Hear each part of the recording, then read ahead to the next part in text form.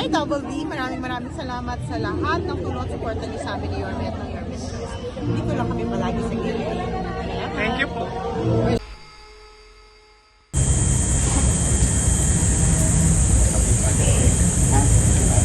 Thank you.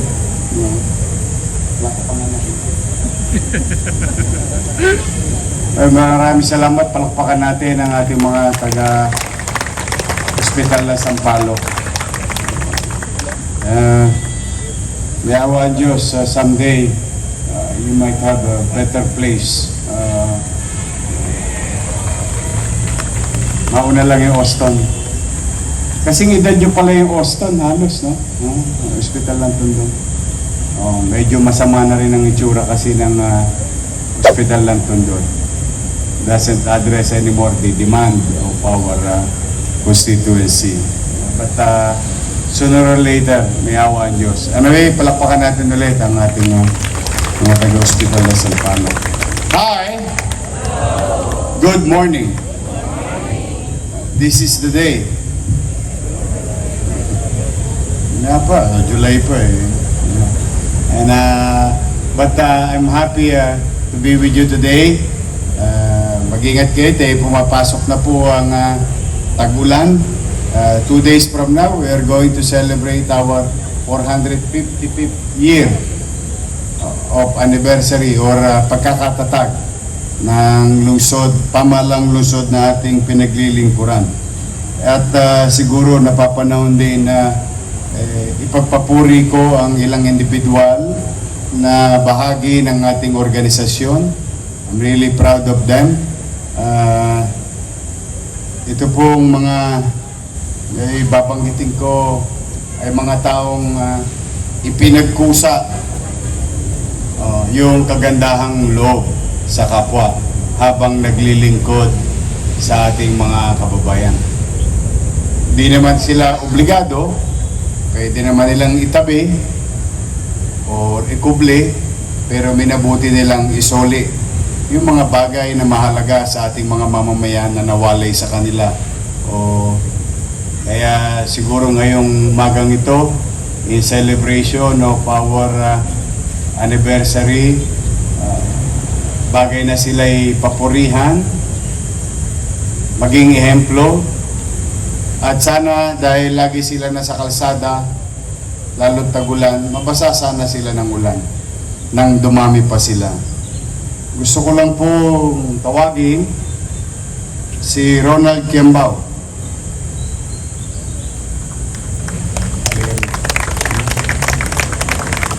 Manolito Recinto.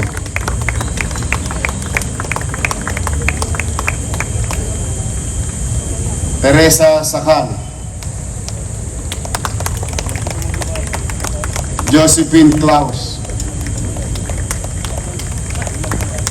Cristina Herrera.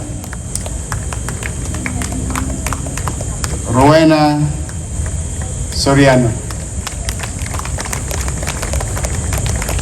Mga kapwa ko, lingkod bayan, itong nakikita nyo ang 6 na kapwa natin, miyembro sa ating organisasyon.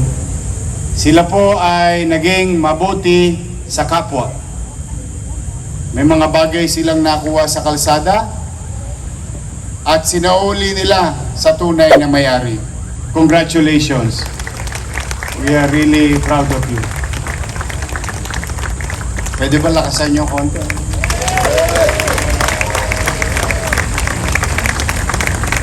Kasi yung gawain nilang maganda, damay tayo.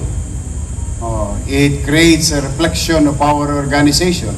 So, pag isa sa atin talagang tolongges, magmumukha rin tayo lahat tolongges. Pero kapag ganyang kabubuti ang ating mga manggagawa, bagay na aking ipinagpapapuri. At dito man lamang sa maliit naming kaparanan, ay kilalanin ang kabutihang loob ninyo. Una, sa paglilingkod sa taong bayan. Pangalawa, higit sa lahat, pagmamalasakit sa kapwa. We are proud of you. Isang mainit na palakpakan sa kanila. Kaya lang, andyan kayo, kakaroon kayong oiliness. Kailangan natin ng press powder. Oh, lalo na si Rowena. Oh, Rowena. Oiliness next to. Oh, di meron konting inanda sa inyo ang Pamalang Lungsod.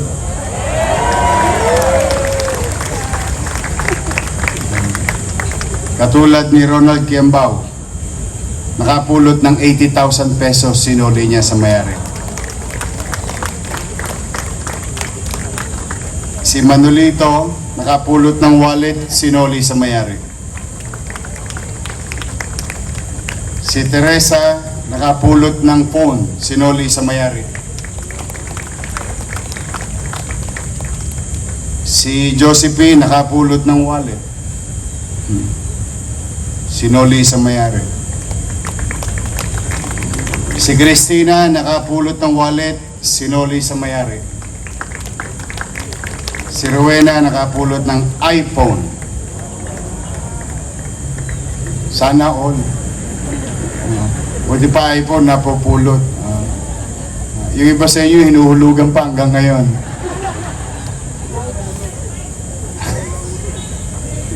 Nabali. Sinuli sa mayari. Kaya palakpakan natin si Kenneth Amorao at 10 ng kanyang membro sa DEPS.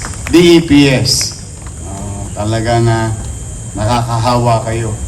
Simula yan sa MTPB at sa mga iba pang ahensya. Sana dumami pa kayo. Ha? O hanapan mo na ng item to.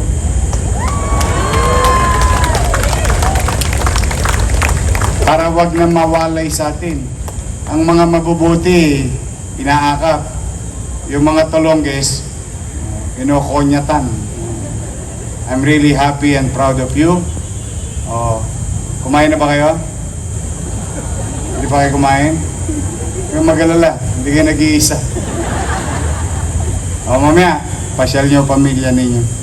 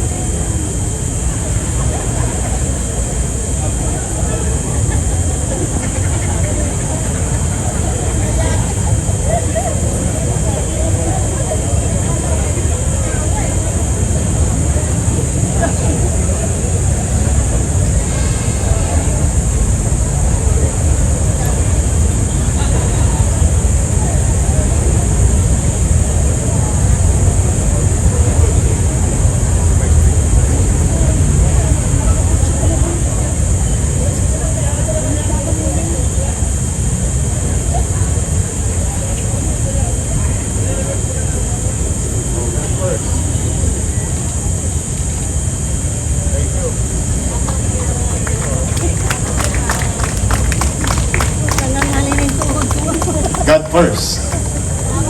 Ha? Sabi nga, do your best and God will take care of the rest. I'm really, really proud of you. Sana nga talaga lagi tayong isa sa puso, no? Yung paglilingkod sa kapwa. And sometimes you need to go beyond what is being asked from you. But for the meantime, I would like to welcome our partners during pandemic. Itong mga kabataan na ito na negosyante, isang organisasyon ng mga galing na kabataan sa lungsod ng Maynila, ay naging malaking bahagi natin bilang mamamayan at bilang organisasyon na nung pandemya, katulong na natin to. Ngayon, muli sila nagbabalik sa Maynila. Happy naman ako dahil tutulong ulit sila sa lungsod ng Maynila. Palakpakan natin ang ating mga bisita from JCI Manila. Andyan po ang kanilang presidente Edison Ke. Halika kayo, dito kayo lahat. Mabilag din kayo sa araw. Kami lang. So, halika kayo, halika. O, sino ba mga dalaga dyan? Puro gwapo to. Gwapo na, magaling pa. Saan ka naman nakakita? No, ang laking bagay yun ang ginawa ng JCI sa atin noong pandemya. At ngayon, hindi pa rin sila nagbabago ng damdamin, layunin na i-share ang kanilang blessings sa ating mamamayan. Today, we are going to receive 2 mobile computer learning center. Gastos nila yan. Kaya matutuwa si Maylin, Director Maylin,